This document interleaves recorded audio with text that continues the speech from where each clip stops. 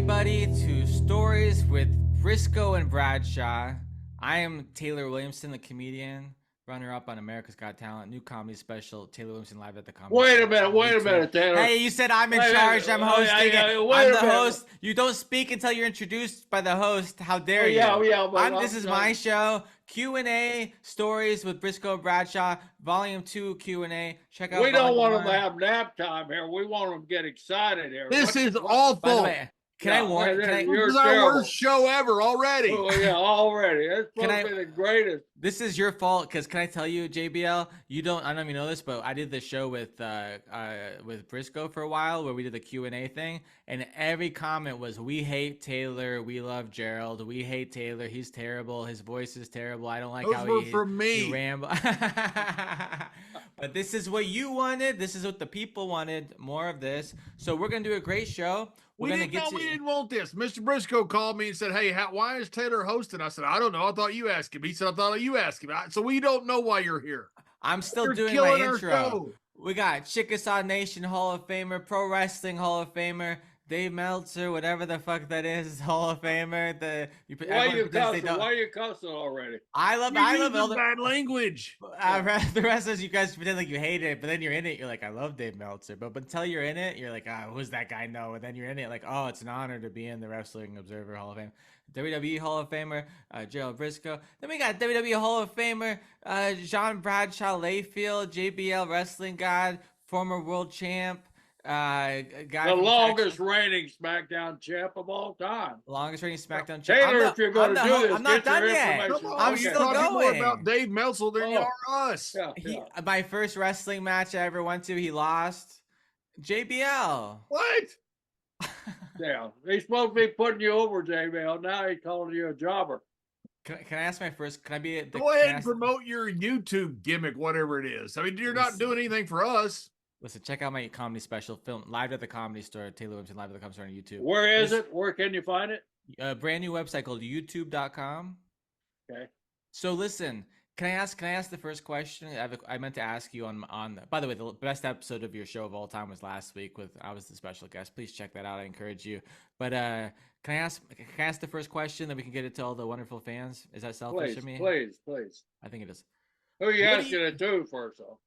To both of you, what do you think of these wrestlers who go, I never wanted to be champion? Oh, who needs that? I don't need that. When I got in the business, I said, you know what? I want to open every card in the world. I want to be first match for the rest of my career. Yeah. And I want to lose a lot. Yeah. That's what I think of. I think why the hell are you in the business? Nice. Go back to McDonald's. But then what about Roddy Piper? He truly didn't need it, right? Didn't need what? Is he the exception? He didn't need a title. Isn't the story with him? Well, you didn't ask about titles. I mean, you asked about just being there. I said championship. Yeah, you asked about guys who didn't want to be champion. You didn't. Roddy never said he didn't want to be champion. Roddy wanted to be champion.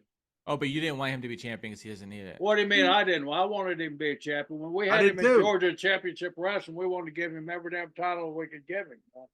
But the idea was he was so special that give to someone who needs it, right? No. See, way to go, Taylor. We're starting This is what Dave Meltzer told me. Okay, first question. God, are people still listening? Why are you plugging Dave Meltzer? This is 3 times you mentioned his name.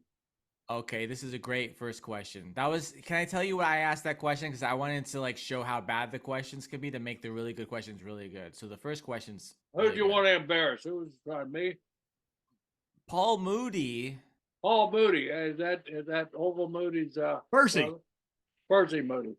Wow, from the Beyond says, what's the best wrestler's court? John, you take that one. You're the prosecutor. Oh, that's easy. There's no doubt about it. We were in Nashville, and Teddy Long used to ride with me and Ron Simmons. And you got to understand, Wrestler's Court was something we had a lot of fun with. So we didn't have social media. We didn't have cell phones. We didn't have, these guys are able to create their own brands with their cell phones and their social media. So we didn't have any of that. All we had was each other. So when we had Wrestlers Court coming up, guys would spend 2 or 3 weeks preparing for Wrestlers Court. They would get their attorneys, they would get their arguments, they'd get props, they get all kinds of stuff they talk about we'd bribe the judge, we'd try to get it in our favor before we ever got into court. There was all kinds of cheating that was going on. Teddy, we caught him when Viagra first came out. Teddy was getting some samples from some doctor or something like that, legitimately, I might add. And so somebody wanted some, Sure. and Teddy sold them to him.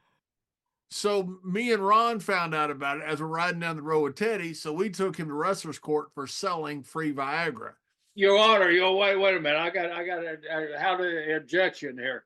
So in the confidence of your car, Teddy Long tells you something. So of course you got to take it and spread it throughout the dressing room to get Teddy in trouble.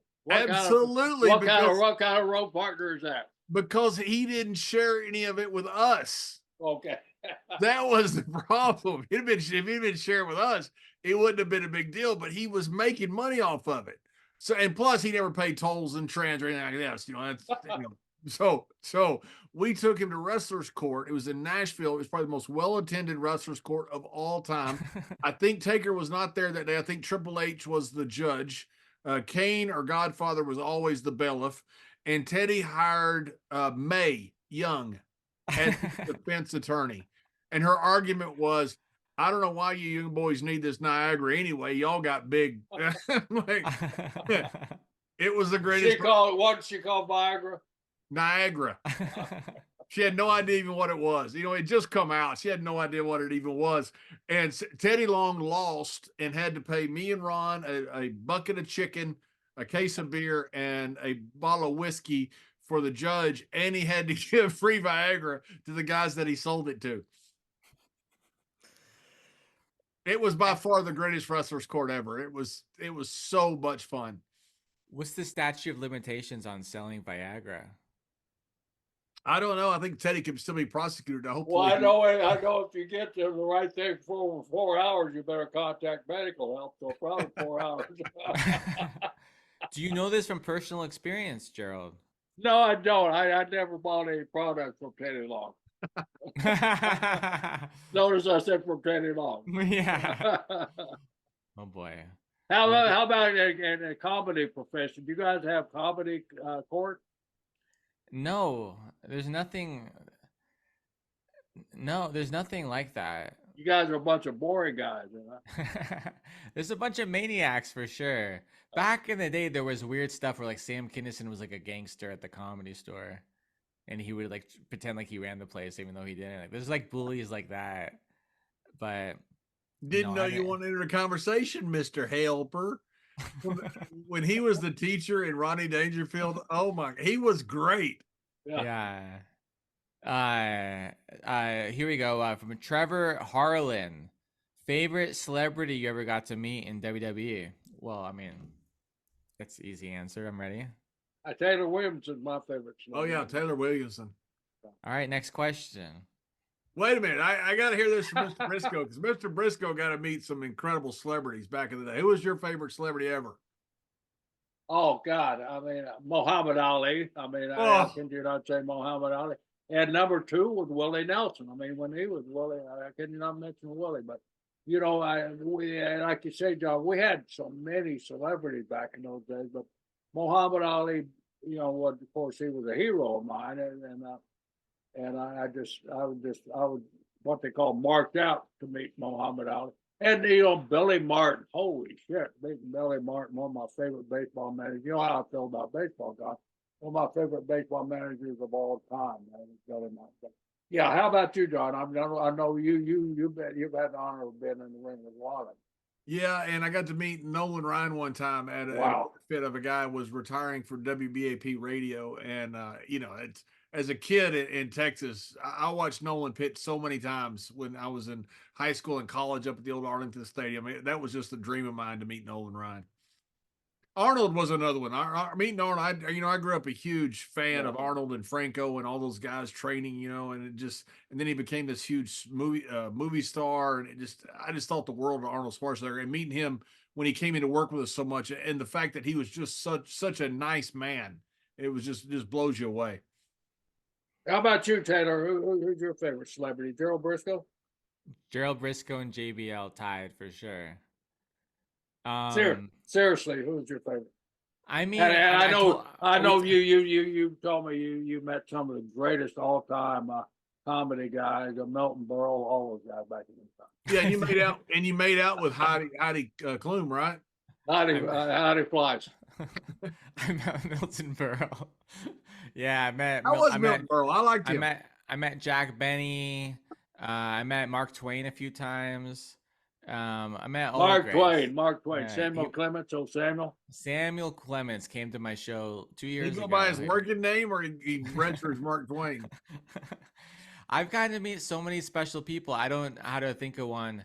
I did a show once. I got to ask you a question about Mark Twain. Do you know where that name came from? No, tell me.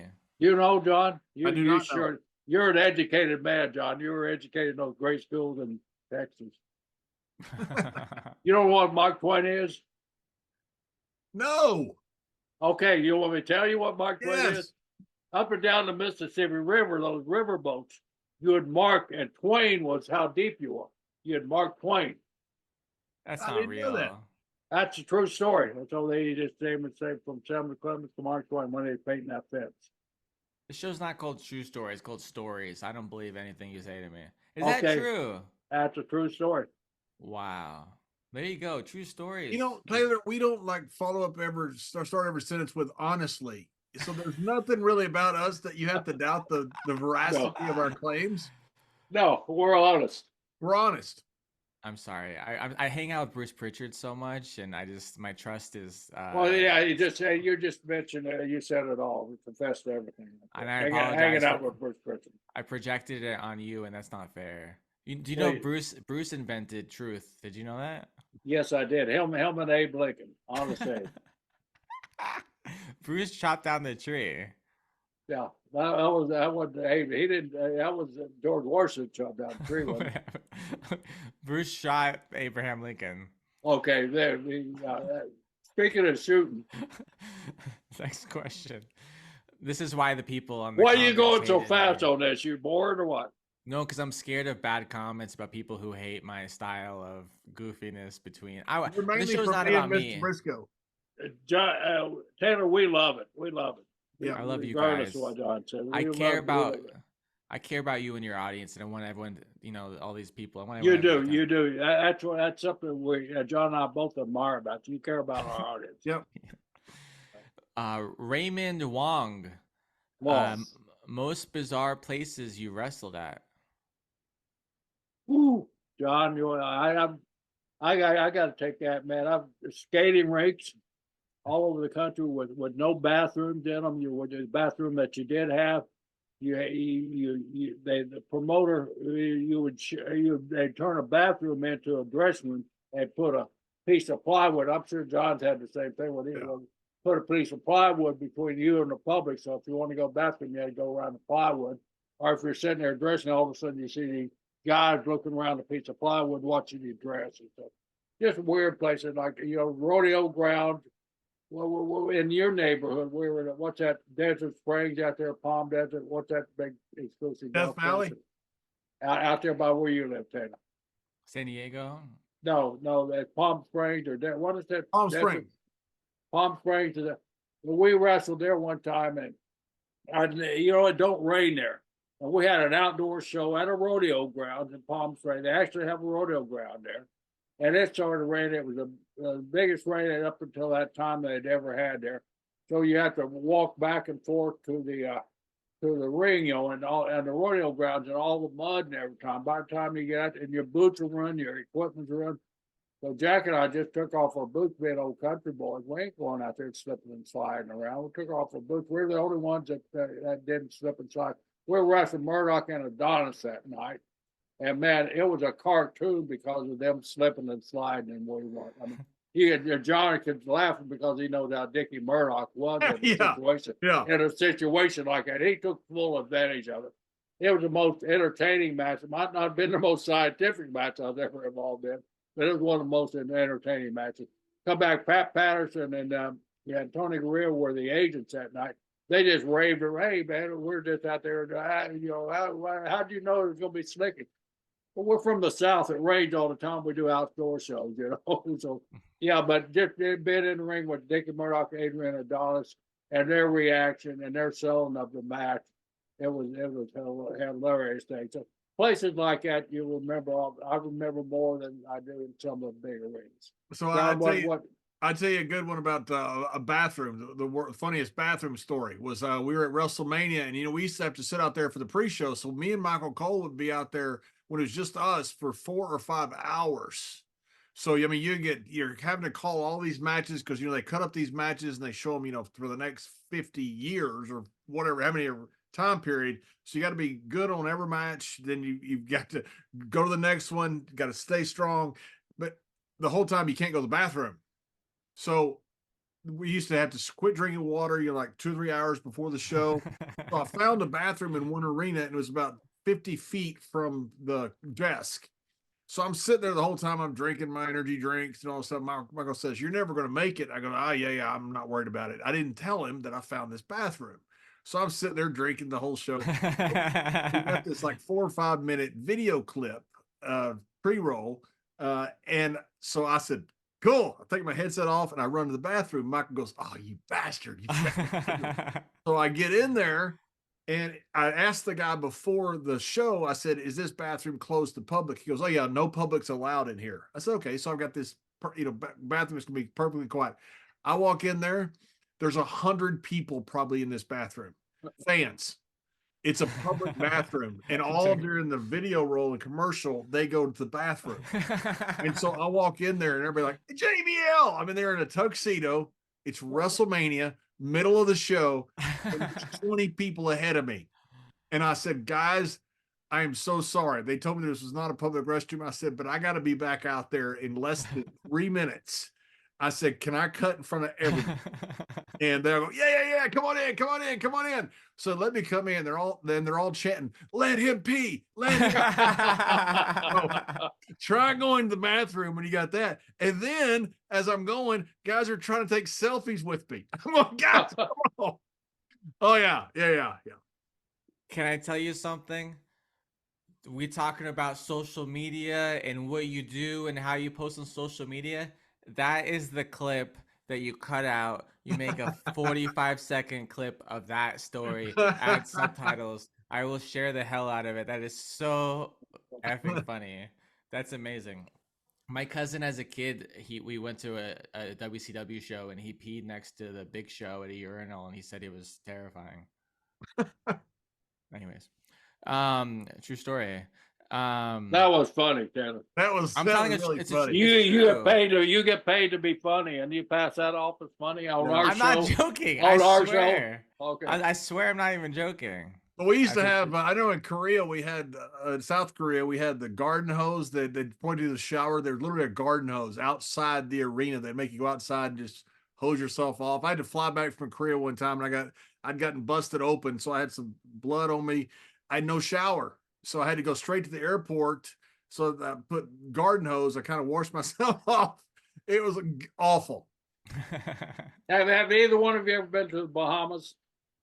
Yes. I know, John, you lived in Bermuda for a while, but Bahamas, they don't get a lot of rain over there, but when they do, it rains like crazy. So back in the old Florida Championship wrestling days, we used to get booked over once a month and run shows over there. So me and Dick Slater, we're in this big angle over television title here at Florida Championship Wrestling. So we're over there working for the title. The place is packed. Of course, I couldn't get by with the wrestling stories. I said the place was sold out, and for the belt. And those are two things that's required when you tell a wrestling story. Sold out and packed for the title. So anyway, that's right, always for the title. Yeah, you gotta have your throw that. So anyway, during the course of the match, it just starts raining. The clouds open up, the sky opens up, and it's raining. Well, by that time, all these big guys have been in there. So after a while, those outdoor rings, they start sagging a little bit. Right in the middle of the ring, there was a puddle of water. And Slater just kicking my ass. So all of a sudden, he got me down, and I'm in that puddle of water. All of a sudden, I just grab a imaginary handful of water, splash it up in Slater's face. Of course, Slater gets blinded by the water, so babyface. I take Slater down, I drag him across, and I literally, I mean, he's working it and I'm working. I'm pulling him across the damn ring. And finally, we get to the puddle of water. Everybody knows what's coming, so I jump down on Slater. I take his head and I start bashing it in the water. Water splashing on it, still raining like crazy. I start splashing water in his mouth. All of a sudden, I hear this gurgling coming out of Dick. I'm grounding Dick Slater in the middle of the ring in this rainstorm there. Nobody knows it but me, but it's a funny thing. One of the funny things ever. Slater got back.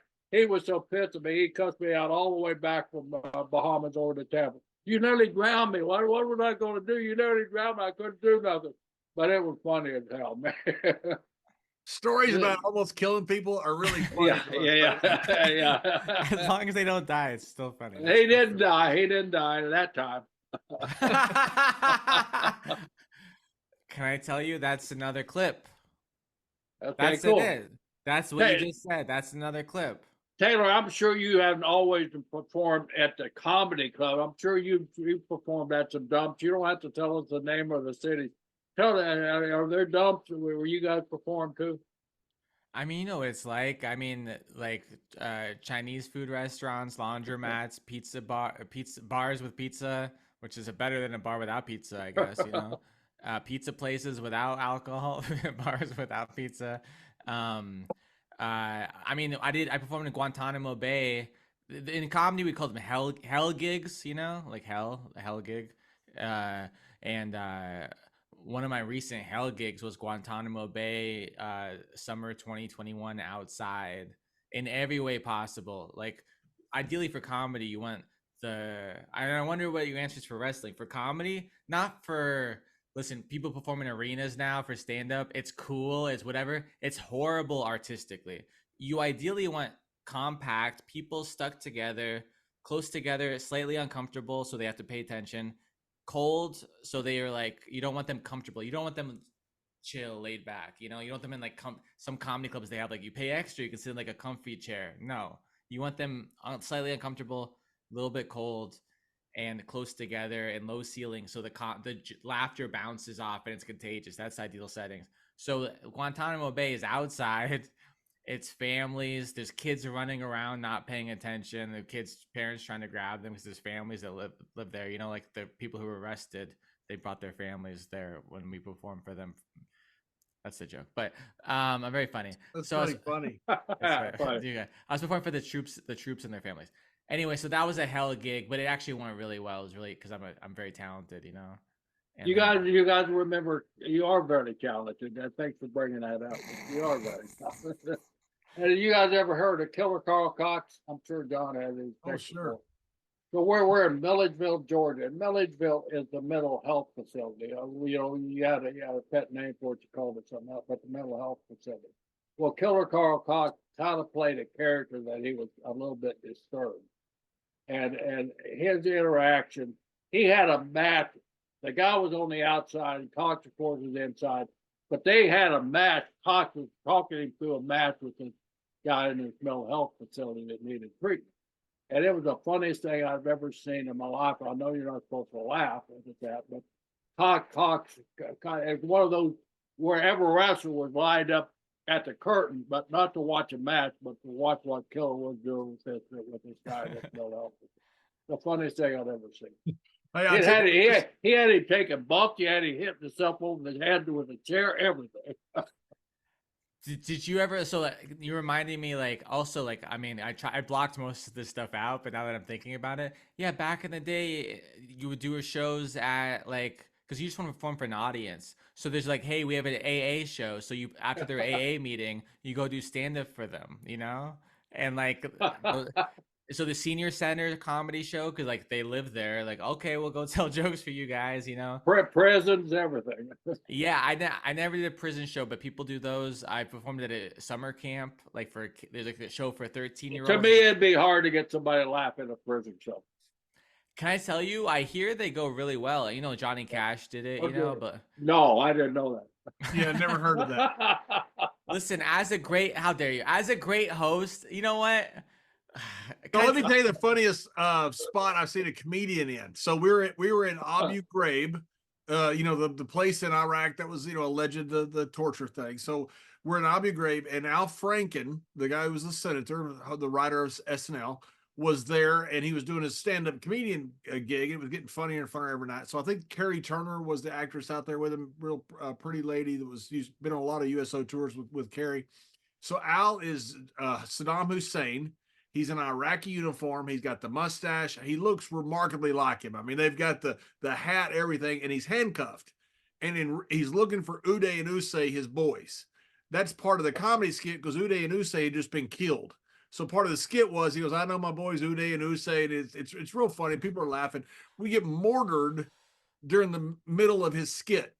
So they're going, run to the bunker, run to the bunker. Well, I don't know where the bunker is. I'm sitting here watching Al Franken dressed up as Saddam Hussein. We're in Iraq. So we run to the bunker, and I get down there, and I look, and the guy that has the keys to Al's handcuff is in the other bunker. Al is dressed as Saddam Hussein. Bombs are hitting all different places. I don't know if any are even close to us, but you can hear them. And Al's sitting there, and he's handcuffed, and he's dressed in Saddam Hussein uniform as we're getting mortared by the Iraqis. Oh my God. I look around, I said, Al, I don't know who wins, but if our guys win, they're going to kill you. If those guys win, you don't want to know what's going to happen to you. And he just literally goes, this sucks. John, you never told the story of where your weirdest match was. Probably I had some in Korea that were some outdoor shows that were just like in the middle of the peninsula. They actually drew quite a big crowd. We had some in Mexico, Nuevo Laredo. I wrestled Mil Mascaras, and the fans were behind chicken wire. I believe no one can conflate Nuevo Laredo with Matamoros. One of those two fans were behind chicken wire, and so you literally it's like couldn't throw stuff at you. Wow. Did you ever get anything thrown at you while you were performing, Taylor? I had someone throw a drink at me after a show once before the meet and greet. He threw his drink at me aggressively, like his glass. And you ducked, damn it. It hurt a little bit, and I spilled it all over me. But that's the new thing now in comedy. Like, people are getting famous. They're going viral because people throw things at them, and then they make a joke about it, and they got the clip, and they post the clip on TikTok, and then they get to be on Jimmy Kimmel. So I need something. You ever been shot at? We've got something for you. Okay. I don't want a bullet thrown at me, sir. I'm not looking for a bullet. Maybe like a koosh ball. Are there still around koosh balls? What the hell is that? Like, remember Rosie O'Donnell would shoot the koosh balls at everyone? We think somebody should shoot you in Texas. Yeah. Okay, moving on. J.R. Porter says, legit toughest guys ever in the business. That's an insulting question for the two of you, honestly. Like, I mean, like, I know it's the two of you.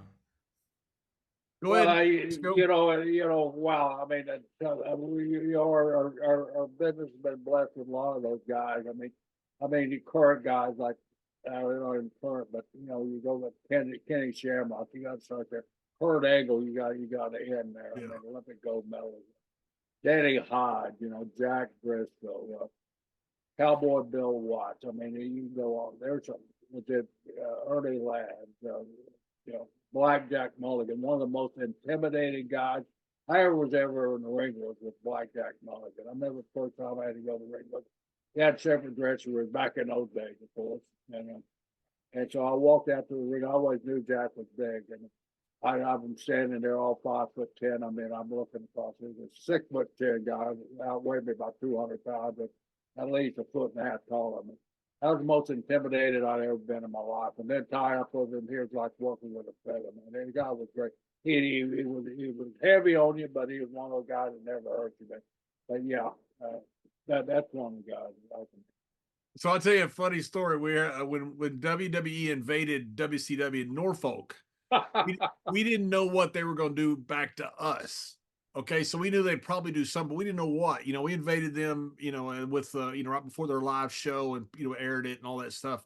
So we didn't know what was going to happen. So Mr. Brisco goes around and he gets Shamrock and the Harris boys and me and Ron. And he goes, "Hey, listen, we don't know what's going to happen after the show. Would you guys just kind of stand around the parking lot and make sure that Vince gets out of here okay?" So a bunch of guys were kind of just standing around, a bunch of big guys. I don't know what we're going to do. I don't know. So we're sitting there joking. Going, this looked like a scene from one of those 60s movies, where they're all yeah. All the guys standing around, we have no idea what's going to happen.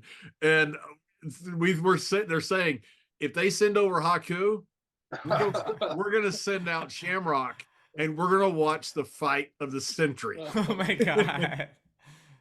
Who do you honestly think would win? Oh, good grief. I don't think neither one could lose. Kenny was a UFC champion when there were no rules. I don't. Kenny was a warrior. And so is Haku. But there's rules in UFC. Haku will bite There you. was when Kenny won it. I know they could punch you in the nuts and stuff, but you couldn't bite someone's body parts off, could you? I don't think anybody tried to bite any body parts off. Yeah. That's what I'm saying. Haku would win because he wouldn't be expected. Because he'd bite him. Yeah. But he wouldn't just bite him, he would eat him. One time Bruce Pritchard gets mad at me, and I'm on Bruce. Bruce said, "F you, Brisco, bite me." I reach over and I bet his damn latour. I bet a hole in his damn shoulder. Man, I'll never ask another wrestler to bite me. He asked Kurt Angle to bite it. Kurt did the same damn thing. He said, "How many wrestlers bite on?" Well, we do. We can get by with it. You guys are weird. Yeah. Your fans think I'm weird. You are, Taylor. I have a dog in my sweater. Is that weird? That's weird, yeah. Okay. Next question. Betty Boop. Let's introduce Betty Boop. She's a dog. That's Betty. That's my god dog, John. That's my god dog. Betty Brisco Williamson. She's 3B. Betty Boop Brisco. You're going to be holding her when I'm performing at Side Splitters in Tampa in January, right? Exactly, yeah. And actually out in Wesley Chapel, Side Splitters. Do I not say Tampa? Well, you're on a big shot. You're in a place that's haunted. I told you that. And you think I'm BSing you. It's a haunted place. A guy with a family got shot by an ex-sheriff in there. And so they closed the theater down because it was haunted. And the guy that owned Side Splitter in Tampa bought it. Now it's a big fancy Side Splitters in Tampa. Be a good place for you to get shot. And I can arrange that. I got some redneck friends out in that neck of the woods. And by the way, that's a redneck area too. So you'll get along. You'll fit in real well out there. Yeah. They'll just wing you. I love the place. Well, come see me at the haunted Side Splitters Comedy Club. Bring your guns. Bring your guns too. And it was open carry here in Florida too, John. Like in Texas. Awesome. Yeah.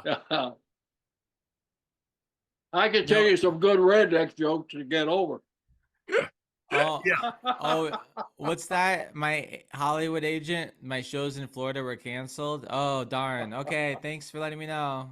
Don't say that. Sorry, don't guys, say I had that. a You're phone going to call. disappoint a lot of people. I had a phone call. I'm not going to be in Florida. I'm so scared. Next question from Patty LaBruyere. Ooh, Patty. French Patty too, John. That's right. She's a good lady. She's been a friend of ours, the show for a long time. Well, shout out to PLB. Favorite whiskey? Oh, Mr. Briscoe's. Taylor, you still there? Oh, me? Do I have a favorite whiskey? No, I know. What she said that we drink whiskey. Do you have a favorite whiskey? Oh, favorite whiskey. Yeah, cold. The guys used to all be Jack Daniels drinkers back in the day, and they'd gargle it, and it just. I was never a fan. It's just a beer drinker, but they abused some Jack Daniels. Canadian Club was my favorite. All right, Squeaky Luigi says, maybe Squeegee Luigi. JBL, what investment website, app, or company do you personally recommend? The only one I use a lot is Yahoo Finance. I really like Yahoo Finance. They have tons of information. It's all free, and you can look up basically anything you want, and you can go as deep down rabbit holes as you want. Oh my God, I forget that you're the money guy. Oh my God, be careful. I need you in my life. So that means you're making a lot of money, Taylor. That's exactly. No, I'm in debt tremendously. Here's the thing: I'm in debt, but I'm but I also own a house and I have money in investments. You know what I mean? And then my credit score went up. I've never had debt in my life, but for the first time I had debt, and my credit score has gone up like crazy. And then, but I'm gonna pay off all my debt by March. I invested in myself in my career, and it's paying off. Isn't that that's good life, right? Good money stuff. You're the greatest. You're so good. I just want you to tell me that you're my dad and you love me. We talked about this. Bruce Okay. is your dad. Sir. Why do you get so upset when What's we wrong with mention- Bruce? Yeah, what's wrong with Bruce? I mean, Bruce is a good guy. I mean, he's Yeah. been there for 50 some odd years, and he's a good guy. He's always Yeah. been very kind to you, very polite. He invited you to a show in LA. I was there. I saw you show up, and you were great. Bakersfield. No, it wasn't Bakersfield. It was LA. We were done to LA. I saw you both in LA. Yeah. Yep. Not John, but you saw me. Yeah. I was going to Bakersfield, as a matter of fact. I was going to a wrestling tournament, the Roadrunner Open. Roadrunner Classic, which are basically probably coming up for the week that this show airs. Okay, next question. Fantasy Booker Podcast says, JBL, thoughts on the current Baron Corbin from February 2023 to the November and December 2023, comparing the Baron Corbin you managed. It's the same Baron Corbin. I mean, no difference. I mean, you know, Baron, I liked Baron, and I still like Baron, and Baron's a very talented guy. He's won a lot of championships, Andre the Giant Memorial Battle Royal winner. He just won some judo competition. Baron's a big, tough, athletic guy. I played pro football, and people ask me all the time, and generally I would never answer because I don't like talking about current storylines. I don't think you should talk about my opinion because I think it hurts if you're involved, and even though I'm not involved in that current storyline anymore, but I answered it on Dutch Mantel's podcast, so I'm certainly going to answer it on this one. I don't know if the deal with Baron was supposed to be long term or not. I have no idea. They asked me to come into Oklahoma and cut a promo. I'd have flown myself in for free to do that in Oklahoma. Yeah, because they love you so much. They love me so much. And then I just did some more stuff with him. So I don't know if it was cut off or if it was that they had never had long-term plans for it or not. I don't know what happened. I enjoyed it, and I enjoyed working with Baron. And people have said Baron been through a lot of iterations. Look at our roster from 1995 to the Attitude Era. Just a few years later, Stone Cold was the ringmaster. Triple H was an aristocrat. Kane was a dentist. Rockabilly, Road Dogg. I mean, you had all these. And you were an acolyte. And I was an acolyte, yeah. and Scott and Kevin, two of the biggest stars in wrestling history, were Diesel and Razor. So guys just go through migrations of characters. It means nothing. Baron's been very successful in everything he's done. I played baseball with him once. Did you enjoy baseball? I played baseball at the Big Slick. It's this charity event in Kansas City that Paul Rudd and Jason Sudeikis and all these special people put together, Rob Riggle, and I got to do it. And Rock Riddle, we had him on the podcast. Exactly, that guy. Oh boy. And then but I had to hit a ball, and I was terrified. And you hit a ball? I hit the ball, but then I fell. How far did it go? Well, are you going to make fun of me, or do you want to hear the story? No, I'm serious. I want to know. So I hit the ball, but then I wear sneakers, but it's wore my normal sneakers, but I didn't tie them properly. So then I tripped and fell right after I started running. So you as a comedian, your go-to is always the victim, isn't it? Like, oh, you're going to make fun of me. So you want people to stop and feel sorry for you at that point. I didn't like it. I don't know how you wrestlers do it. I had a scab on my knee for like 2 months, like the scar. How do you guys, here's the biggest question a wrestling fan can ever ask. Why don't you guys, and you guys are naked in the ring every week, right? Why don't you all have bruises and cuts all over your body every day? Where do they go? We do. They're never there. You have makeup on your body? Sometimes. The bruise is so bad. Is this true? I don't trust him. I remember Arn Anderson saying one time, goes, "We couldn't kill you." We couldn't if you tried, because I'd been going through one hardcore match after another, and after a while, you just become hardened to it.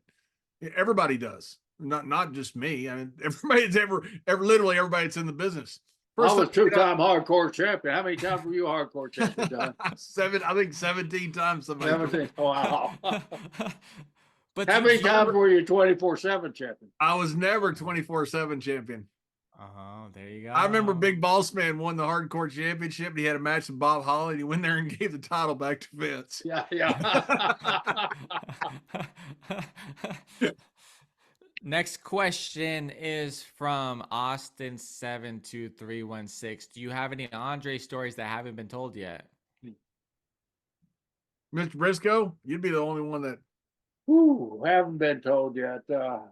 No, I think every story that I know. I mean, I've done so many interviews. I've told every story. I'm just sitting there trying to, the cop stories, get pulled over, all going to the way, and Andre was sleeping in my Mercedes, and the cop pulled us over. Cop was approaching the car, and Andre stood up, and the cop pulls his gun on us, and gets terrified, and then says he won't write us a ticket if Andre will give him a signature. And Andre said, "Oh, hell, and he pulled us over. No, Andre, he's going to let us go if he's not." But yeah, there's just so many Andre. So Andre and the Orange Cheek, I got to see it out a few times. And so, go ahead, John. I'll tell you one that I don't think's been told was Timmy White, because Timmy White was supposed to be on our podcast and couldn't get on to Zoom and then died. So Timmy was driving Andre in L.A. and he got pulled. What are you laughing about, Taylor? No, I'm just like this. It's not funny that Timmy White died. Are you laughing at Timmy White dying? I'm uncomfortable. It's uncomfortable phase. So some cop pulled him over. It was a lady cop, and Andre got mad. Well, it's important to the story. So Andre got mad because this lady cop was, he thought was harassing him. They're driving drunk, speeding. So I don't know why I think he was mad at the cop. So, finally, the lady cop says something, and Andre refers to her in a very derogatory term toward a woman. And she said, "Excuse me." And Andre hits the windshield, Tim says, and knocks the entire windshield out all over the freaking side of the road. The whole windshield. He said the whole windshield disintegrated into like little pebbles and just went all the way out in the side of the road. And he said the cop just looked at it and just said, "You know what?" And just got back in the car and left. By the way, plug for Gerald Briscoe's Instagram. If you scroll down for a while, he told some great stories into the camera about hanging out with Andre the Giant back in the day. Remember that? Yeah. Okay. All right, next question. Actually, let me ask a related question. I was driving from Torrance to Studio City 2 weeks ago on Monday, on the freeway driving normal speed. This is a question for Briscoe's body shop owner. My side window exploded. No joke here. Driving normal, my side window exploded into little pieces all over me. It was absolutely terrifying. Have you ever heard of such a thing in all your years? No. Do you think someone, I'm not joking, do you think somebody probably shot you? Do you honestly think that? Honestly, why else would it explode? I mean, unless it was 150 degrees inside your car and the glass couldn't take the heat no more. But knowing you don't like to sweat. You had the air conditioner cranked up, so it couldn't have been the heat. You say that like it's an so insult. somebody tried to. John, did you contact Abe out okay out in L.A. about we're gonna about get that? somebody. Taylor, you're gonna be huge once you get shot. Moving on. You just need somebody to shoot you, and it's gonna be the most famous thing ever in the world. In the world, comedian gets shot for being too funny. Moving on. I don't like this. Ryan Goodrum says, "What wrestlers did you enjoy wrestling the most?" Oh boy, I enjoyed my matches. I mean, each match, no matter where you at on the card, each match means something, and you get a good opponent out there to perform with. They're all fun, and you have good memories on all of them, of course, you automatically go, well, you're on top for the belt and the sold out. Ricky Steamboat and Jay Youngblood and the Funk Brothers, but I enjoyed like the Dick Murdoch and Adrian just for the sheer challenge of being those guys being so big and so athletic, keeping up with them and performing with them. But yeah, there's so many of them. Abdul the Butcher. I had a lot of fun believe it or not, in the ring with Abdul the Butcher. Because of the size disparity, I could really just lay out and sell and really get the people involved in my position as a baby face. Because he was so vicious, everybody. I'm sure John will agree. Each match had special memories, and each opponent you enjoy. You bring out the best in them, and when they bring it, it's a fun night. Yeah, there were so many great guys in every territory that you worked. There were great workers. I mean, I got to work with Tony St. Clair so many times over in Europe, and man, he was different worldly. How good he was. I got to work with Finlay some, but not a lot because we were both heels in Europe. I got to work with Finlay a lot, and when I got to work with him at WrestleMania, it was such a big treat for me because I didn't get to work with him that much in Europe because we were both heels. And Finlay was better than everybody else. Finlay was that good. I mean, but there were so many guys that were so good. Undertaker, Eddie Guerrero, Shawn Michaels. I mean, you mentioned WWE guys, Terry Funk. I mean, so many guys. I got the tag with Murdoch. I mean, I got the tag with Bob Orton Jr. I mean, it was just so many guys that you work with. You think, man, this is really cool. These guys they're really good at what they do. Very cool. This is a question for Mr. Brisco from Hector LeBron. What's your favorite tag match you had with your brother?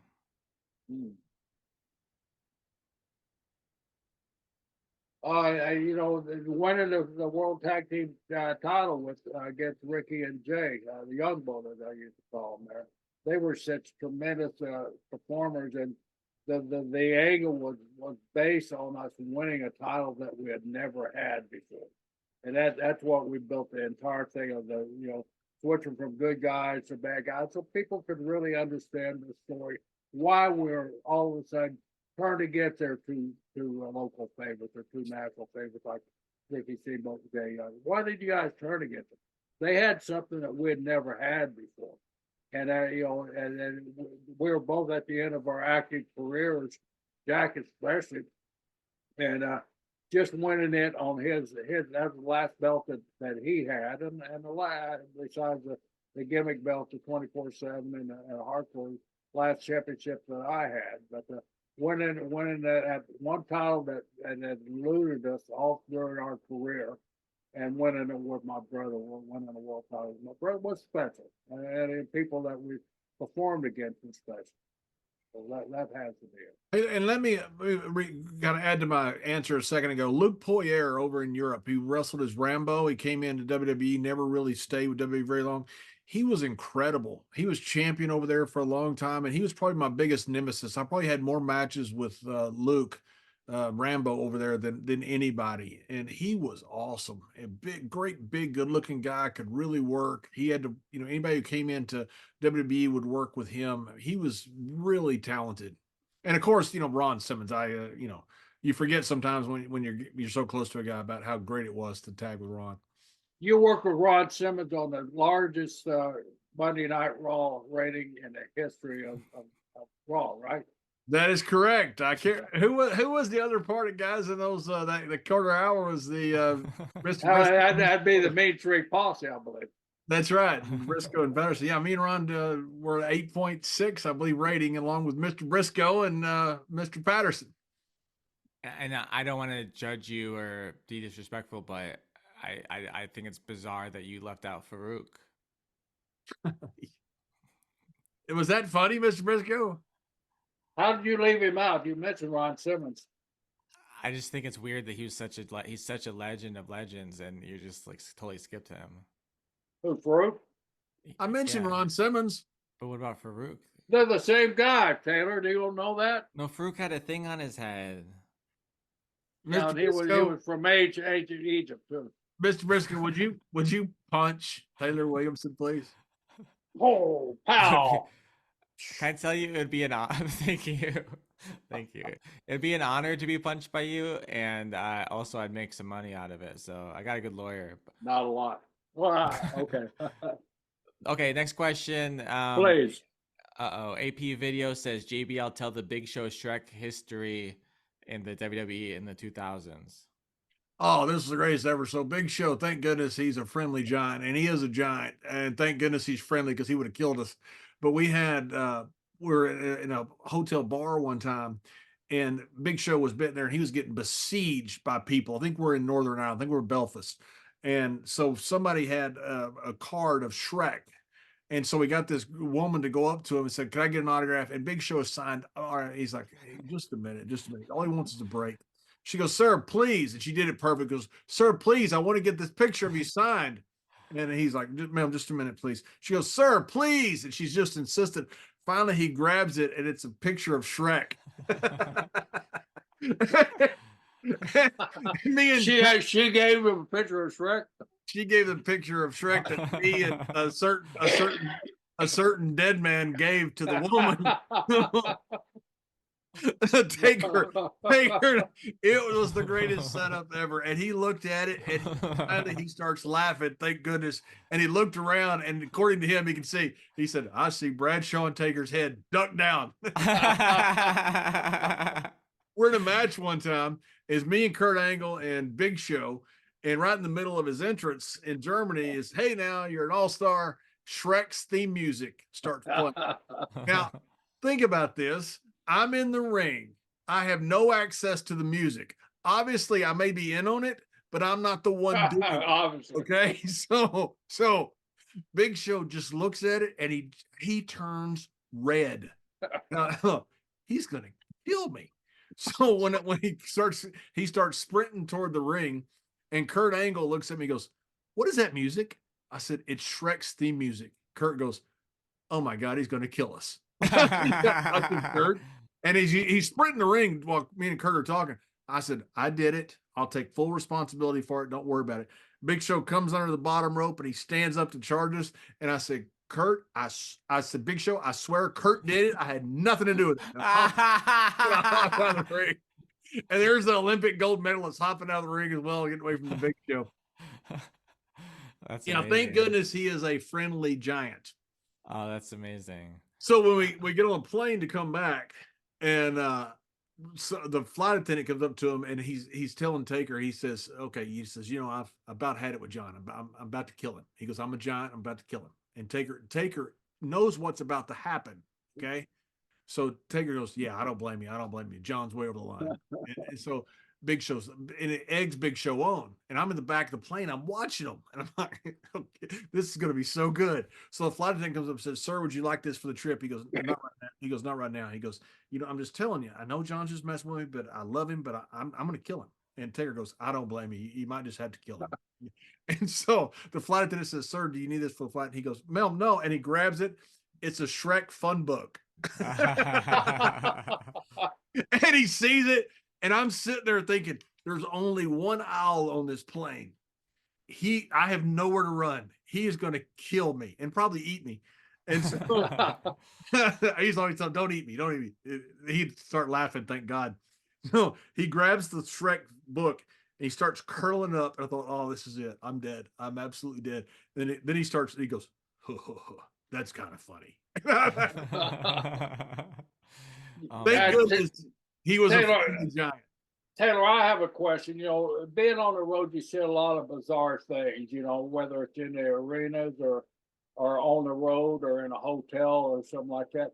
John tells this story of something that's so bizarre that happened to him in Iowa at a group of wrestlers, at a group of John, I don't know, Taylor, if you ever heard this story, but it's a funny story. John, share this story. So I'm sitting in Iowa, in Cedar Rapids, Iowa, and we're at the Marriott there.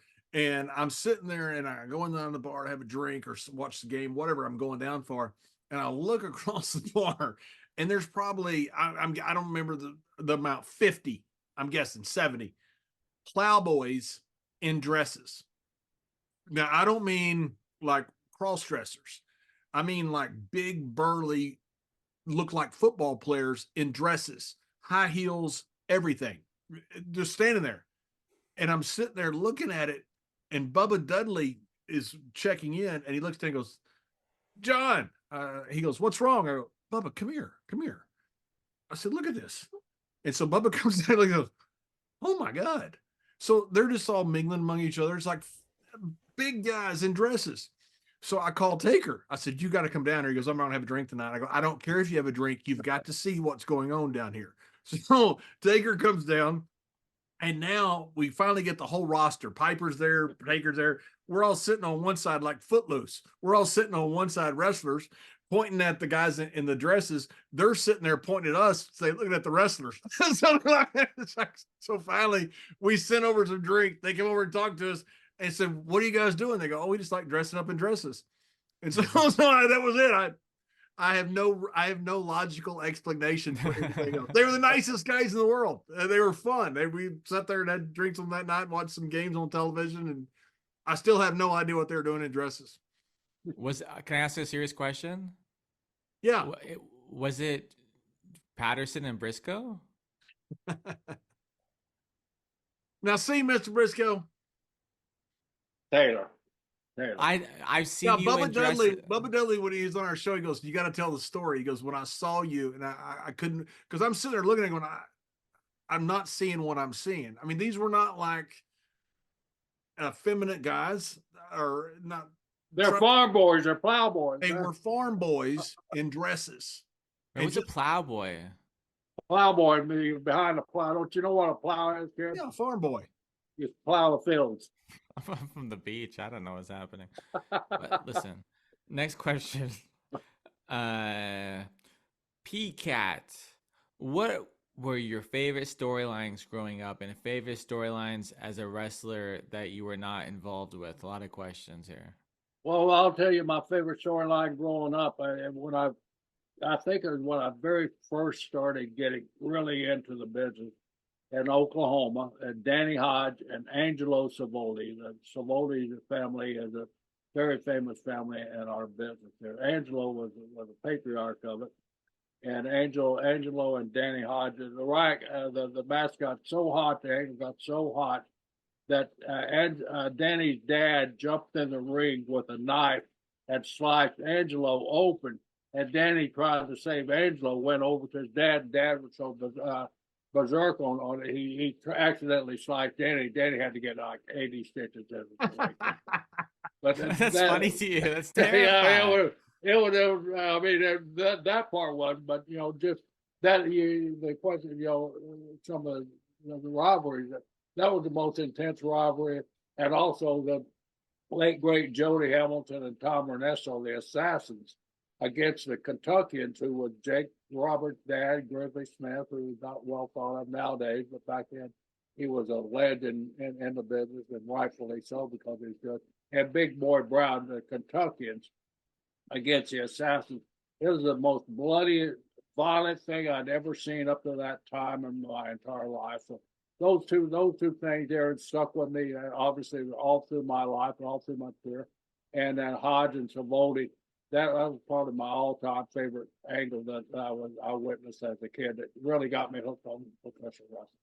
Yeah, when I was in high school, that's when the Freebird Von Erich rivalry kicked off. And I grew up watching Fritz. And so I remember when Kevin debuted, David debuted, Kerry debuted, and then all of a sudden it got really hot. I didn't know it got hot because I'd always been watching. You always assumed there was a full crowd there. You didn't know. And then all of a sudden that rivalry with the Freebirds got rocking, and it was just amazing. It was so fun to watch. Very cool. John, you had a mullet back then too, right? It was a dual level cut. Yes. Yeah. Yeah. Paul Fair says, who was Paul Fair? Is that our friend Paul Fair? I wonder, John. I hope it is. Yeah. If it is, Paul, how you doing, Brent? Yep. I asked the questions. Okay. I can't ask Paul how you doing. That's disrespectful to me. Would you ask Paul in my place to? Yeah, please ask Paul how he's doing. And Paul. you said you were going to get back to us after this text. You said me and John both, and you did. I know you didn't call me. I called Paul, John. That's right. Yeah. So Paul, shame on you. Yep. Shame on Paul. How are you doing? Hope you are feeling guilty. That's how we hope you're doing. We hope you're feeling morose. We do. Who was the best pure athlete ever to cross over from a sport and step into the WWE ring? Well, Paul's from Pittsburgh. If I don't say Kurt Angle, he'll get mad at me. So gotta be Kurt Angle. He's great. I mean, he's an Olympic gold medalist, world champion, national champion, state champion, district champion, all neighborhood champion. He's like me. He said he won every championship except for his own backyard. He couldn't beat his brother. I won every championship I could win, but I couldn't beat my brother. So, gotta be Kurt Angle. I couldn't beat Jerry's brother or Kurt's brother, so it. Or me. Yeah, or Oh Jerry. no, you did beat me once. So. I did once. I did once. I'm like the worst in generals. I've got one in 2000. It's to me, it's got to be Kurt. Could be Brock. You know, Brock was a. I mean, we've had some freaks. We've had several world's strongest men. I mean, Mark Henry are the strongest of all of them, but we've had several. You know, Casimir, Patera. I mean, we've had our city who've been first bench 700. But Kurt's rise to superstardom is impossible. I mean, nobody can come in like Kurt did and go straight to the top and stay on top and get better and better and better. There's no way to do that. Kurt Angle he's a God's gift to wrestling. He's that good. Kurt, when Kurt came in, he can explain it now, but he couldn't explain why he was so good. He just had intuition. He was such a great athlete. He just did all the right things. I mean, Kurt's just different. What about TL Hopper? He went from plumbing to the ring. I think that's a more special transition and surprising, don't you think? Because like an athlete, like he's wrestling, became a wrestler, like respect, but you already were doing that. This guy was like, he was plunging toilets, and then he joined the WWE, became a superstar. Well, Bill Irwin came straight from hockey, and even in his hockey uniform became the Goon. Wow, that's less impressive because he's a respect to I hear you. It's a different sport, but you saying plumbers aren't athletes? Hey, we have a sponsor that's a plumber, so don't piss off a sponsor, Taylor. Oh gosh, I'm sorry. What's wrong with you? I'm so sorry. Respect to it's a great business. It is great business. Listen, next, you came from football, JBL, and you came from wrestling. So, in case you didn't know, okay. Next question. And you came from wrestling. You came from wrestling. Too. I went from wrestling to comedy. I think that's impressive. That's a big move there, Taylor. Dolph Ziggler's copying me. Mick Foley copied me. Roddy Piper copied me. Jake the Snake copied me. All these guys doing comedy. I was the first wrestler. Undertaker's copying you now. Undertaker's copying me. William Regal copied me. You could turn into the Undertaker and have, hey, you did my gimmick, I'm going to do your gimmick. Yeah, you'd probably be over this as well, too. Yeah, you know what I just realized? One day, I hope it's a long time from now, we're all going to copy the Undertaker's gimmick. You ever think about that? No. I never thought about being an Undertaker. Nope, never thought about being an Undertaker. I respect the man too much. Yeah, me too. I'm saying he picked a gimmick where he's the dead man. Well, everyone, God forbid, but it's going to happen one day. We're all going to die. But he's the dead man that really isn't dead. So we're really going to be like that? Don't, spoiler alert. You don't tell people. What do you mean? He's a dead man. Taylor. That could be the worst analogy I've ever heard in my life. And John, I apologize. Listen, who booked this guy? Okay. Next question is Adam Arpin says Gerald. Gerald, that's me. I thought it was Alan Arkin, but it's Adam Arpin. Alan Arda. Alan Arda. Some guy says, during the Attitude Era, did you ever try to talk Jack into joining you and Pat for any of the Stooge stuff? I think watching Jack join you and Pat and stretching the Mean Street Posse could have been fun. It would have been hilarious. Jack would have probably saw it a little bit different than I did, because he had a little bit different mindset than I did. No, I didn't. It was hard enough explaining to Jack what I was doing. He wasn't into the goofy stuff. He loved it. Jack was a huge, John can tell you that. Jack was a huge fan at that time. He loved the talent. Jack loved talent. Jack loved good talent and loved our business. So yeah, he understood what was going on. It wasn't, like, oh, why you're my brother, you can't do that stuff. He saw that it made me happy. He was happy for me. He saw that I was contributing. If I hadn't been contributing, he might have saw it a little bit different way. But he saw where my role and that massive, gigantic era during that time was contributing to it, and he was proud of it. I mean, I thought maybe not so much when I wore the dress, but he still liked it like that. But yeah, I know Jack was happy. Jack walked away. He walked away a happy man, and he stayed happy.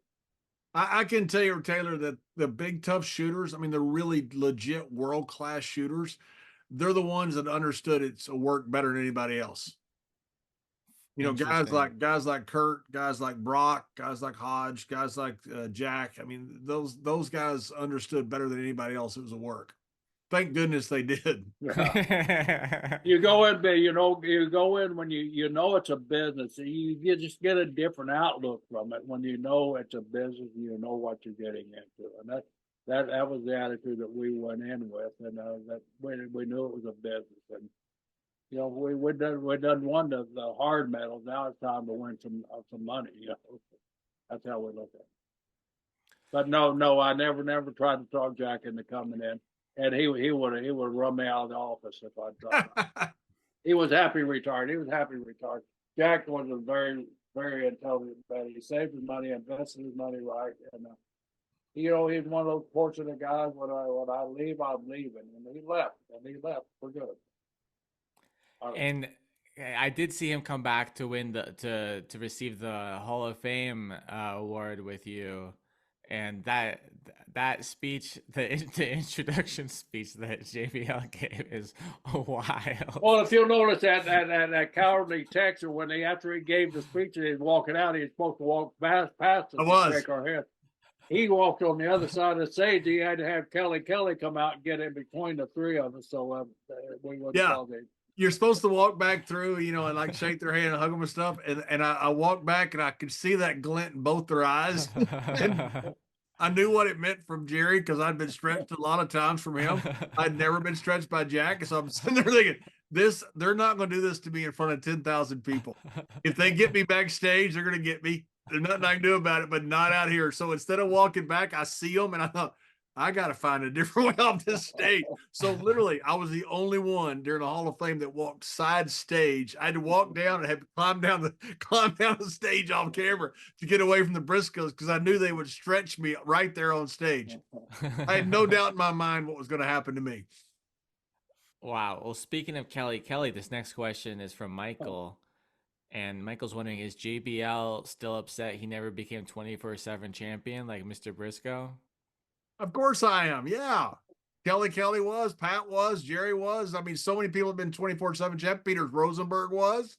So many people have been. I never was 24/7 champion. R-Truth was probably the greatest 24/7 champion next to Mr. Briscoe.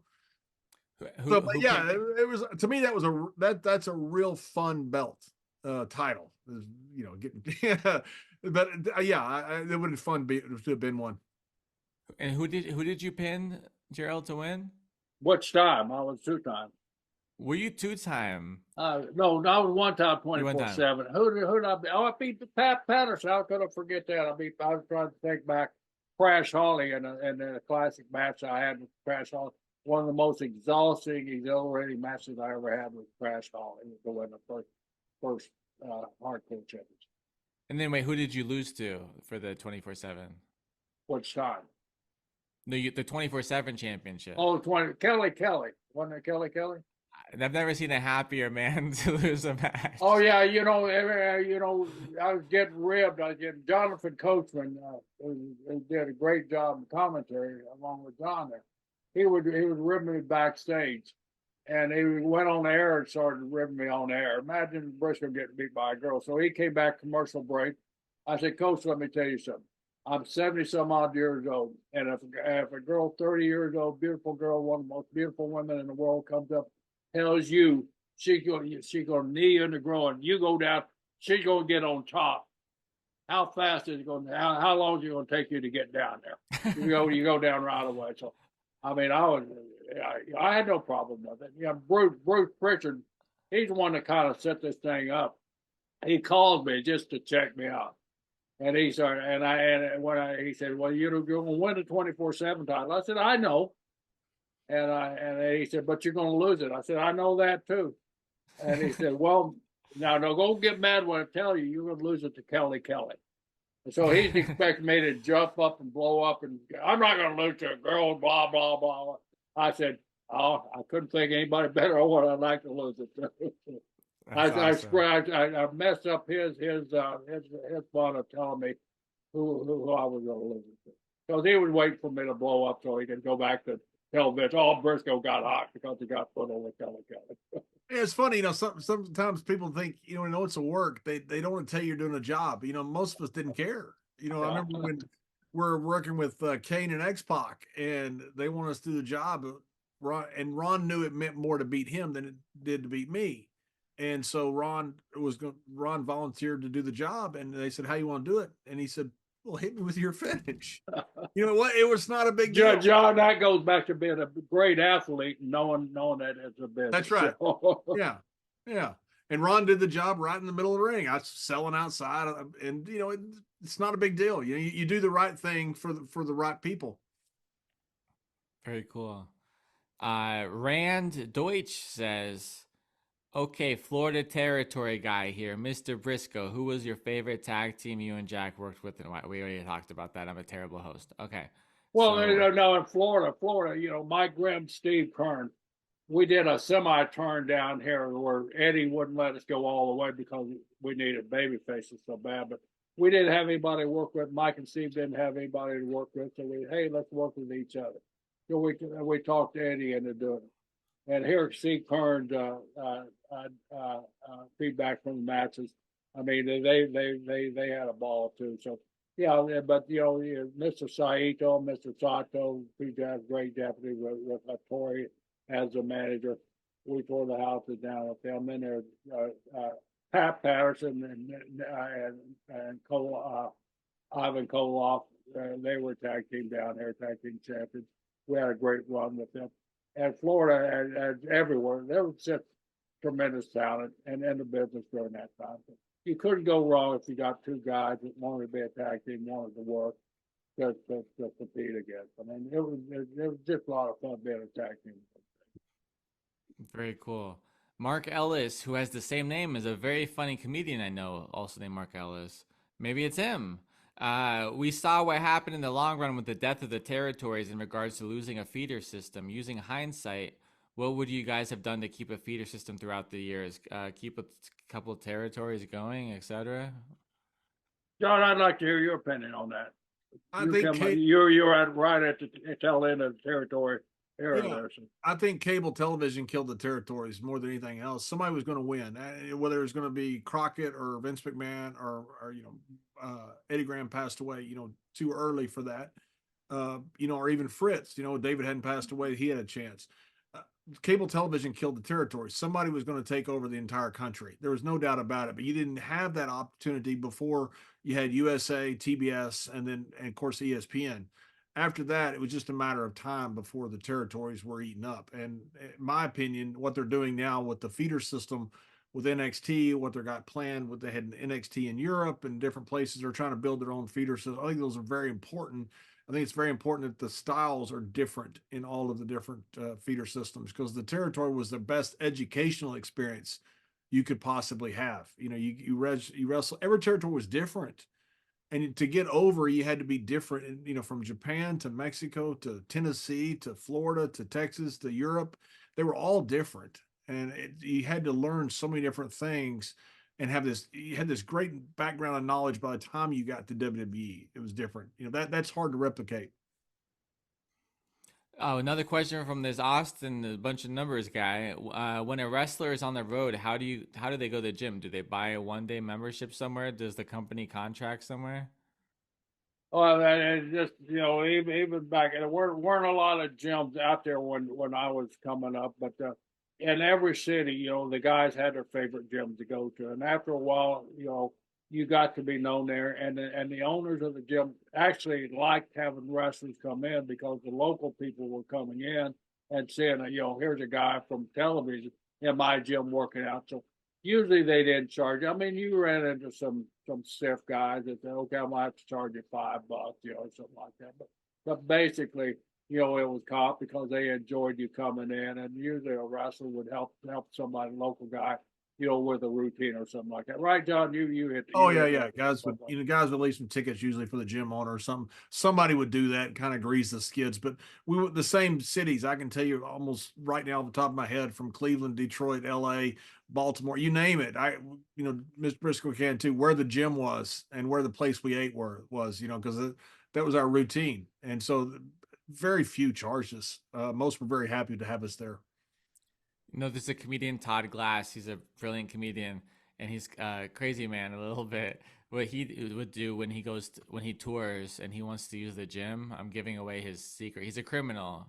He had at least told me he did this 15 years ago. I imagine he still does this all the time. He what does he still say he does? He goes to the bathroom and he gets himself wet. He gets his shirt wet, and then he walks in like, "Hey guys," like he was just in there and he's been exercising, and he just walks in like as if he was. That's anyways. A little weird, Taylor. You come out of the bathroom with your shirt wet, you know, breathing hard. Come on now, what are you comedians doing in there? I might be forgetting part of the story. He comes in shirt wet, holding a towel. That's what it is. He has a towel. He acts like I forgot. I'm missing part of the story. I regret. Listen, you're the ones who hired. You hired me. This is your fault. Sean Berkey says, for each of you, what was your favorite town to wrestle in? Wow, I love Miami, but you know, once I got left the territories, you know, I love Chicago, of course. I love Philly, and I love Chicago, and I love Boston, and they were so much fun and so intense. But you know, every crowd is unique in their own way, and you know, we all everybody, Chicago is the greatest. Chicago. You go out to LA and you get a hot crowd in LA, and they're as good as the people in Chicago. You go and get a hot crowd in Bakersfield. We knock Bakersfield a lot, but you know, you get that place full and it's steaming hot out there, and you get it going in a good show. People get involved in it. They're a great fan. So you really can't say this is the greatest. This is the greatest of all time. But you know, consistently, those towns that I mentioned are some of the best towns. John? It was strange, you know, some towns were really always hot and some towns weren't. You know, Austin, Texas for us was never that great. Yeah. You know, at times we draw well there, but a lot of times we didn't do well at all there. It's strange how we didn't do well in certain places. Interesting.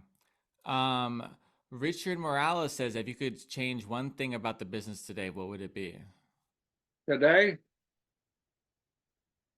Oh, I'm not involved today, so I enjoy the product as is today. Back in my time, if I could have changed one time, I would have been the money.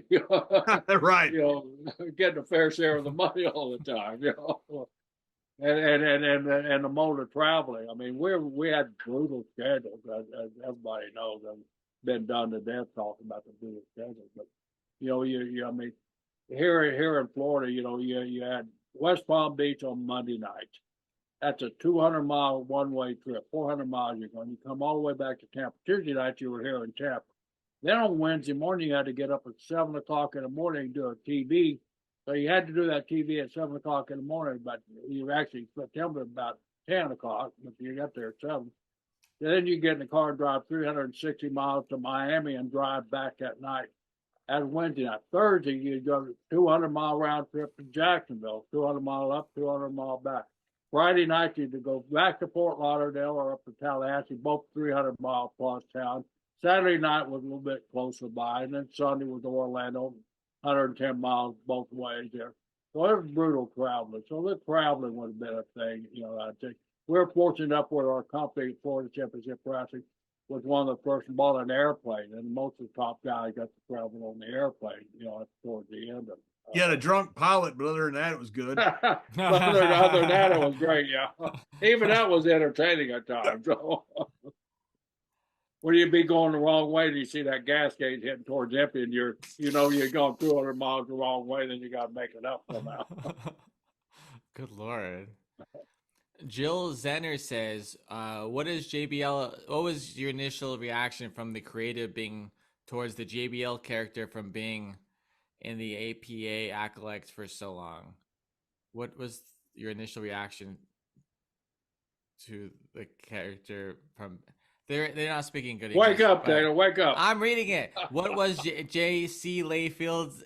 Listen, I'm gonna read what it says. What does at J.C. Layfield initial reaction? It's not English, but I get what they're saying. I think is that how did you feel to be switched from JB? Well, JBL was before after the acolytes. Do I have to fact check everything here? I give. Yeah. Well, you were Bradshaw. Then Taylor, it's a comedy show here. Let's do comedy, okay? I'll ask you a question for JBL. How did you feel when you come off the acolyte Bradshaw and they told you you're going to be JBL? Is that how it goes, Taylor? And Betty Boop, how are you doing, Betty? We need to have Betty Boop hosting this show because and Betty Boop would do a hell of a lot better job, John. Please don't undermine me in front of my daughter. Hey, Taylor, is that how you wanted to ask the question? Yeah. Look, when you got the phone call from Bruce saying, "Hey, we're switching you to the." Bruce invented JBL. Yeah. No, I thought I was done wrestling. So I tore a bicep. I was trying to come back and I had a hernia and I'd done a lot of stuff with the troops. I was going to Iraq, once or twice a year. And I was kind of liaison. It was a very patriotic time in our country after 9/11. And so I really thought my role was going to be kind of a liaison between WWE and the troops and the armed forces, which I was fine with. And all of a sudden this came up out of the blue. So, it's kind of lucky that later in your career I have something like this. So I really enjoyed the run, probably more than if I'd have had it early. I was very excited, of course. As I've said many times, and I won't go into all of that. At first, it didn't work, and Eddie Guerrero was the one that saved the entire JBL character because of him and his brother Chavo and what they did for me, and having the right opponent. So, you're sitting there at home. You don't know if you're ever even coming back, and all of a sudden you get a call and they said, "Oh, we want you in the main event at the Staples Center in 6 weeks with Eddie Guerrero." That's nobody's going to turn that down. Whether you think it's going to be successful or not, it's different, but nobody's going to turn that down. All right, so I know we got to wrap things up. Let's do 2 more questions. Is that good? That's good. Good, because I'm in charge and you don't have a choice. I was just checking to see if that bothers you. What are you tired of?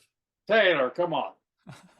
Are you tired of asking questions to John and I? Are we're the old guys.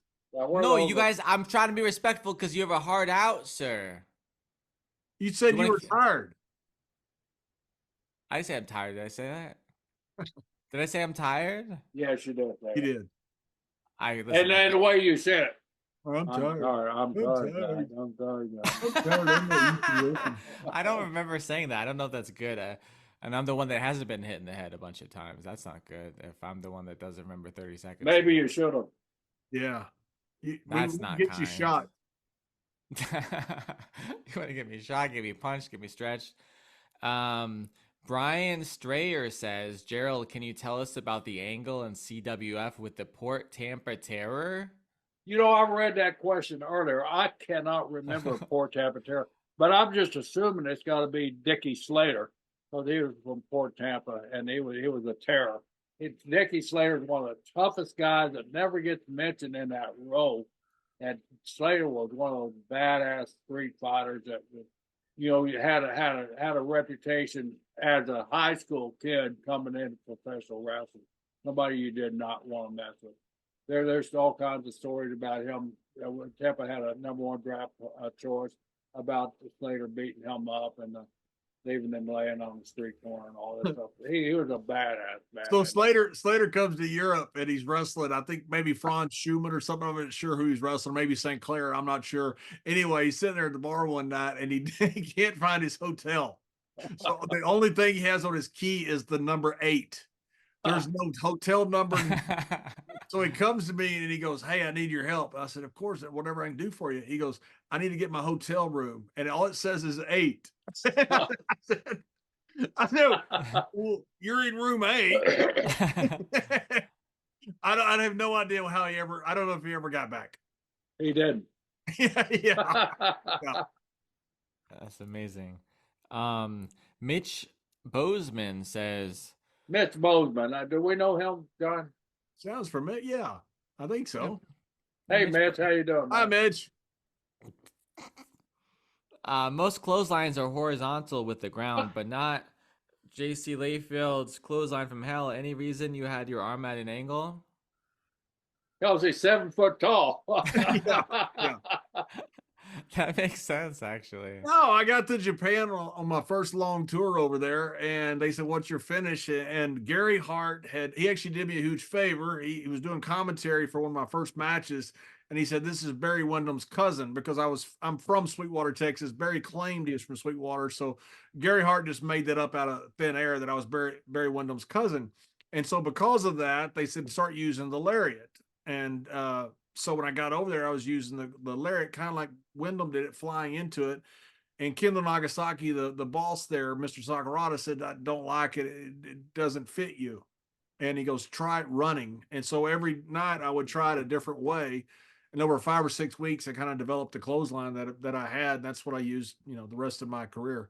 I tried teaching it to some people. For some reason, I'm either not a good teacher or something, but it hasn't worked teaching it to somebody. You can teach me. Again, I'm not a good teacher. That's a good way to get out of it, John. Mrs. He'll teach it to you. I'll show him how to teach it to you. Listen, Mrs. You Booker, say you Booker stand there, T you killed- stand there wide open, and he'll teach you. Booker T No. killed my gimmick a few years ago when he said some podcast he was doing. He goes, "Oh, John never touched me. He just looked like he did." I went, "Thanks, Booker. You just killed him." Do you know how much money you could make just making people sign waivers and just and clothesline from helling them? You could truly, I bet you could get like $3,000 each. Like, I bet you could, like, if you just post it online, I got a ring in Texas, San Antonio. We're gonna sign up 40 people. You could was 3 times 40. That's at least $10,000. Pretty good math there, Taylor. That's a great idea. Let's set up a school. Yeah, and we'll shoot you at it, Taylor. Yeah. I don't know what your fan base is, and I just worry that some of them might think this is a good idea. And can you please We're just tell them hoping that they you're do. joking? Yeah. No, because people believe this stuff, and I don't. Yeah, can you tell them not to? Well, Don't believe it. Don't believe a word Taylor says. Yep. Matter of fact, Taylor, is that your last question? I think we're done, but not because I'm bored, but because you have a thing to do, and I'm being a No. respectful host. We don't have a thing to do. We stay here all night. Taylor, everybody, Taylor's been gracious enough as a star that he is and is becoming. Tell us a little bit about what you got going on and how they can be one of the greatest comedy acts of all time. Well, thank you for asking. My name is Taylor Williamson. I'm a comedian. Taylor, you've been on here for an hour and a half. You were on our show last week for an hour and a half, and you got in, and I'm Taylor Williamson. Listen, Come on, just tell them where you are. They may have just. They may have just. Tell them turned where the- you are, where to watch your special on YouTube, and how to buy tickets. They may have just turned the channel on, and you watch They your didn't movie. just turn the channel on 2 hours into a show. We advertised that you were hosting this. They were on there an hour before the show, waiting anticipation of you. Yeah. So where do you buy tickets? Where do you watch your YouTube? What is the name of it? But sometimes you turn on Raw and the main event is happening, and you're like, oh, let's go back to Taylor. So then, I'm on tour. I got a tour all over the No, country. you didn't have work. John had to say you're on YouTube. Tell us what are you on YouTube doing? Are you there telling jokes? Are you there? I'm on Whatever YouTube. you're doing. I have a brand new comedy special. Whatever guys like you do. Careful. I have a brand new comedy special. It's the best thing I've ever done. Taylor Williamson live at the Comedy Store, and you can look at the comments. It's mostly really nice comments, a couple mean ones, but mostly nice ones, which is very rare for comments and for me as well. And I'm really proud of it. And then you could look. I'm on tour. I'm coming to Louisville and Fort Wayne, Indiana, and Oklahoma, a couple places, and then Seattle, Tacoma areas, Bainbridge Island, Tempe, Arizona, San Diego, Appleton, Wisconsin. You get it. More tour dates coming up at Taylor Comedy. Social How media. about how about Florida? How about Florida? TaylorWilliamson.com. Tampa-ish, Side Splitters in January. Calgary, Alberta, Canada. TaylorWilliamson.com for all the things. Please watch my comedy special. Come see me on tour. And When in January are you in Tampa? Gerald, when am I in Tampa? January 16th, I believe it. January 16th. I think it's the 18th. Okay, I was close. To the 20. Oh, we got to line up a sniper. 18th to 21st. No snipers. But Gerald, you'll come to a show, right? Taylor, I'm always there. It's free, right? I get it free. I get it cop. Can I tell you a story? But we're not going to say names, and if you know the name, you That's can't. That's a yes or no question. Yeah, tell me yes or no. Do I get free? Do I get a free ticket? I'm sorry, I have poor hearing. I can't. I'm going through. That's all right, Taylor. I got connections at the comedy club. At the comedy club in Chapel Hill, Florida. Listen, pro wrestlers get in for free. But can I tell you a quick story? Please. Please. But you can't say if you know who it is. You threw me under the bus on the last one. You can't. So you can't. So a wrestler, a wonderful wrestler's wife came to one of my shows. Whatever. Side note. So I'm doing a show. I'm getting heckled like I haven't been heckled in years. And there's this group of people in the back, and it's the point where I'm like, shut the fuck up. What is happening? Can we get these people out of here? And they won't kick them out. And I'm like, what is like, this is crazy. It's dark or whatever. And then I'm so mad. And then at the end of the show, the sound guy who was like overseeing, like the guy overseeing the room and making sure whatever, he says, I didn't have them kicked out because they're so-and-so wrestler's wife. And I was like, oh, okay. So then I do the meet and greet, and then they're like, hey, we were helping you, right? I'm like, yeah, thank you for heckling me. It was really fun. I won't let my wife do that next time. Well, there you go. That's the show, everybody. Listen, thank you for having me. Who was it? Give us the initials. I can't. Just give us the initial. I can't. One initial. One initial. They live in Tampa. Or initial. I didn't ask you where they live. I said initial. I'm too scared of all the off the air. We'll talk about it. But no, come on, Taylor. We already gave them all the dirt in the last one. Taylor. There might be a K. And what Jericho was it? I'm no commenting everything. It must have been Jericho then. I'm not saying that at all. That would be the thing where I have to say it's not. Well, there you have it. I know. Right from the mouth of Taylor Williamson. No, I'm trying to get on his podcast too, so I can't. And he admitted on our last show that America's Got Talent is rigged. No. This is really unhealthy what you're doing to me. Cool. Wait till you get shot. Okay, everyone, I'm done. Happy. Have a nice day. Thank you for having me, and thank you. And check out Taylor Williams on YouTube. YouTube special live at the Comedy Store, LA, the most famous comedy venue in the entire world. Taylor Williams is headline. There's a big marquee out there. Of course, we can all rent that marquee and put sold out there, but it says Taylor Williams sold out. How much did that cost you? Okay. By the way, can I tell you, last time I came on your show, I had people come to my shows. Remember, where was I? I was in South Carolina, in Greenville. Someone came up to me and they're like, yeah, you made a friend. I made a friend. See the power of this show? I'm saying. There you have it. Thanks a lot.